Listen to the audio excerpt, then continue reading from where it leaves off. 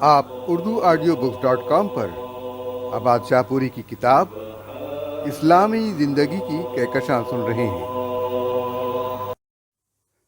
امیر المومنین عمر بن خطاب رضی اللہ عنہ کو شکایت پہنچی کہ مصر کے گورنر عمرو بن العاص رضی اللہ عنہ نے خاصی دولت اکٹھی کر لی ہے۔ محکمہ احتساب کے افسر اعلیٰ محمد بن مسلمہ رضی اللہ عنہ کو طلب کیا اور ایک فرمان دے کر مصر روانہ فرمایا۔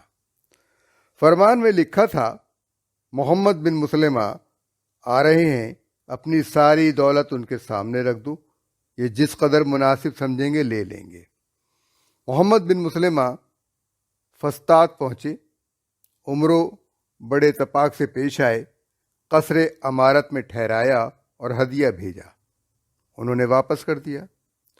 عمرو کو بڑا ملال ہوا، کہا تم نے میرا ہدیہ واپس کر دیا ہے، حالانکہ رسول اللہ صلی اللہ علیہ وآلہ وسلم نے قبول فرمایا تھا۔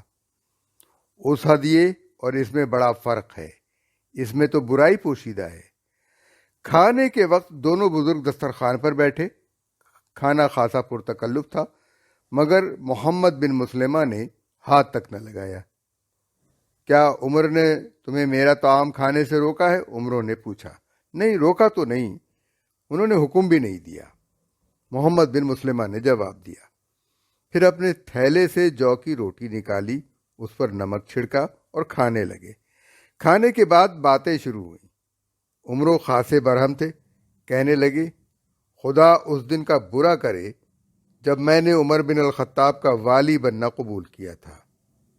میں نے وہ زمانہ دیکھا ہے جب آس بن وائل، عمرو رضی اللہ عنہ کے باپ کا نام ہے، کم خواب و دیبا کی قبا زیب تن کرتے تھے، اور خطاب لکڑیوں کا گٹھ لادے پھرتا تھا، اور عمر کا حال یہ تھا کہ بکری کے بالوں کا ایک کرتا ہوتا تھا جس سے پورا جسم بھی نہیں ڈھکتا تھا۔ آج وہ مجھ پر حکمرانی جتا رہا ہے۔ تمہارا باپ آس اور خطاب دونوں جہنم کے کندے ہیں۔ رہا تمہارا معاملہ تو عمر تم سے کہیں بہتر ہیں۔ اگر وہ تمہیں گورنر نہ بناتے تو آج مکے کی کسی گھاٹی میں بکریوں کا دودھ دوہتے ہوئے نظر آتے۔ اور بھی کئی گرما گرم باتیں ہوئیں۔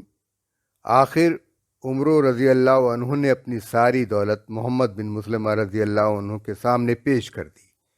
انہوں نے ایک معقول حصہ بیت المال میں جمع کروا دیا اور باقی واپس کر دی۔ محمد بن مسلمہ رضی اللہ عنہ مدینے روانہ ہوئے تو عمرو دور تک انہیں چھوڑنے گئے اور گلے لگ کر رخصت ہوئے۔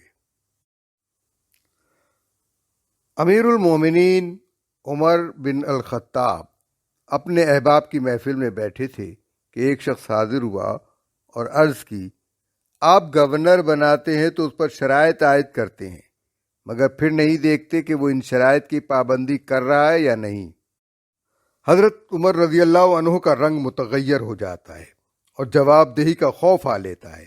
پوچھتے ہیں، کیوں بھائی، کیا بات ہے؟ کس گورنر کی بات کر رہے ہو؟ مصر کے گورنر ایاز بن غنم رضی اللہ عنہ کی۔ وہ آپ کی شرائط کی پابندی نہیں کرتا، ان کی خلاف ورزی کرتا ہے۔ امیر المومنین اسی وقت دو آدمیوں کا ایک تحقیقاتی کمیشن روانہ کرتے ہیں کہ جاؤ صورتحال کا پتہ کرو، اگر یہ شخص سچ کہتا ہے تو اسے میرے پاس لے آؤ۔ دونوں اصحاب مصر پہنچتے ہیں، لوگوں سے دریافت کرتے ہیں، شکایت درست نکلتی ہے۔ پھر گورنر ہاؤس پہنچتے ہیں اور باریابی کی اجازت چاہتے ہیں۔ اس وقت ملنے کی اجازت نہیں ہے، گورنر کہلا بھیجتا ہے، انہیں کہہ دو باہر نکلیں ورنہ ہم دروازے کو آگ لگا دیں گے۔ امیر المومنین کے فرستادہ کہتے ہیں، ایک جا کر آگ لے آتا ہے۔ گورنر کو خبر ملتی ہے تو وہ باہر نکل آتے ہیں، ہم عمر بن الخطاب کے قاصد ہیں، آپ کو ابھی ہمارے ساتھ چلنا ہوگا۔ دونوں کہتے ہیں۔ ایاز رضی اللہ عنہ کہتے ہیں، ذرا ٹھہریے، میں زیادہ راہ لے لوں۔ قاصد کہتے ہیں، آپ گھر نہیں جا سکتے۔ وہیں باہر سے ہی انہیں ساتھ لیتے ہیں اور منزلوں پر منزلیں طے کرتے ہوئے امیر المومنین کی خدمت میں لا حاضر کرتے ہیں۔ ایاز رضی اللہ عنہ بددو تھے، مصر کی آب و ہوا سے خاصے گورے چٹے اور موٹے ہو گئے تھے۔ سلام عرض کرتے ہیں تو امیر المومنین پوچھتے ہیں، افسوس ہے، تو کون ہے؟ ایاز بن غنم، آپ کا گورنر مصر، میں نے تمہیں گورنر کچھ شرائط پر بنایا تھا، مگر تم نے انہیں قابل اعتنا تک نہیں سمجھا، ان کی خلاف ورزی کی۔ بخدا میں تمہیں سخت سزا دوں گا۔ پھر عمر اپنے غلام کو حکم دیتے ہیں، اون کا ایک چوغا، ایک لاٹھی اور بیت المال کی 300 بکریاں لاؤ۔ حکم کی تعمیل ہوتی ہے، یہ چوغا، لاٹھی اور بکریاں لو اور فلاں جگہ چلے جاؤ اور چراؤ۔ امیر المومنین ایاز سے کہتے ہیں، گرمیوں کا موسم اور پھر یہ مشقت۔ ایاز بن غنم سناٹے میں آ جاتے ہیں، وہ تذبذب کے عالم میں کھڑے ہیں، انکار کی مجال ہے نہ تعمیل کا یارہ۔ انہیں متذبذب پا کر امیر المومنین کہتے ہیں، کیوں، تمہیں تعمل ہے؟ میں نے تمہارے باپ کو دیکھا ہے، یہ چوغا اس کے چوغے سے اور یہ لاٹھی اس کی لاٹھی سے بہتر ہے۔ اٹھو اور بکریاں لے جاؤ اور چراؤ۔ ہاں، کسی سائل کو اس کے دودھ سے محروم نہ رکھنا۔ یہ بھی جان لو کہ عمر کے گھر والوں نے بیت المال کی ان بکریوں سے کسی قسم کا کوئی فائدہ نہیں اٹھایا، نہ دودھ پیا اور نہ ان کا گوشت ہی کھایا۔ ایاز بن غنم ابھی تک دم بخود کھڑے ہیں۔ عمر فرماتے ہیں، سنا نہیں میں کیا کہہ رہا ہوں؟ ایاز پھر بھی چپ رہتے ہیں۔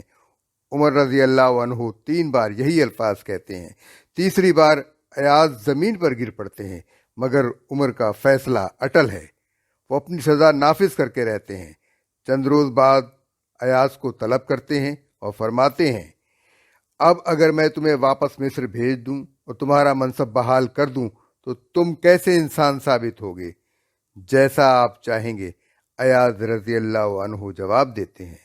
امیر المومنین انہیں گورنری پر بحال کر دیتے ہیں۔ ایاز مصر پہنچتے ہیں تو وہ بالکل بدلے ہوئے انسان ہیں۔